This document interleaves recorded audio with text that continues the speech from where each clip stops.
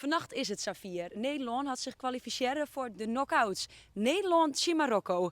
Een leuke wedstrijd, maar voor sommige huishoudens brengt dat echt wel wat spanning bij haar mee. Laat de leeuw niet in zijn hempie staan. Mo en Matti, goedemiddag. Hoi. Vanavond is het zover, Nederland-Marokko. Maar dat is voor jullie wel een spannende wedstrijd hier in huis. Spannend, wat is spannend? Een beetje. Klein beetje, dat moest toch gewoon kunnen. Ja, hij komt dus uit Marokko. En ja, dat speelt bij hem natuurlijk wel een beetje meer dan bij mij.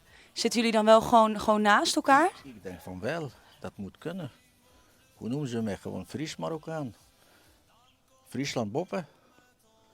En wij zijn nuchter als Friezen.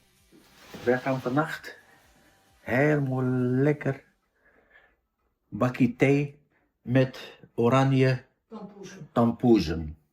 Hup Holland, hup Marokko. Maar wat gaat het worden? Dat is de goede vraag.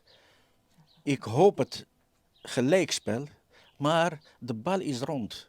Alle twee mogen ze van mij wel winnen. Ja, het mooiste is natuurlijk gelijk spel, maar dat waarschijnlijk kan niet. Moet één winnen.